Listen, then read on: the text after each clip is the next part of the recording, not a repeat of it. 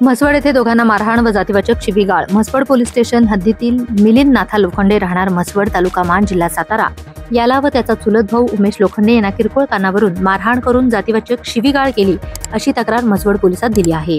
याबाबत चरण धनाजी माने, राहुल सुभाष माने यांच्या विरोधामध्ये गुन्हा दाखल करण्यात आला आहे. अधिक तपास पोलीस उपअधीक्षक अश्विनी शेंडगे मॅडम यांच्या मार्गदर्शनाखाली हवालदार जाधव करीत आहेत. दिनांक 27 जानेवारी रोजी उमेश लोखंडे हा म्हसवड येथील बाजार पटांगणामध्ये बसला असता त्याला चरण माने व राहुल माने यांनी बोलवून घेतले व जातीवाचक शिवीगाळ करत धक्क्यांनी नाकातून रक्त येईपर्यंत मारहाण केली. त्याचवेळी त्याचा चुलत भाऊ मिलिंद लोखंडे हा सोडवण्यासाठी गेला असता त्यालाही शिवीगाळ करून मारहाण केली. चुलत भाऊ उमेश हा जखमी पडला असता त्याच्या खिशातील 3,500 रुपये राहुल माने व चरण माने यांनी जबरदस्तीने काढून घेऊन ते दोघे तिथून निघून जात असताना दोघांनी मला तू आमच्यामध्ये बोलू नकोस, तुझा काही संबंध नाही असे म्हणाले. मी त्यांना अडवण्याचा प्रयत्न केला असता त्या दोघांनी मला धक्काबुक्की करून शिवीगाळ करून कानाखाली मारून ते दोघे निघून गेले अशी तक्रार मिलिंद लोखंडे यांनी म्हसवड पोलिसात दिली आहे. त्यानुसार पोलिसांनी गुन्हा दाखल केला असून अधिक तपास उपअधीक्षक शेंडगे मॅडम करीत आहेत.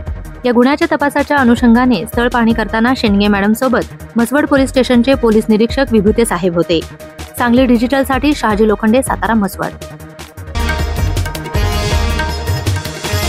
सांगली डिजिटल, डिजिटल जमाना, डिजिटल बातम्या.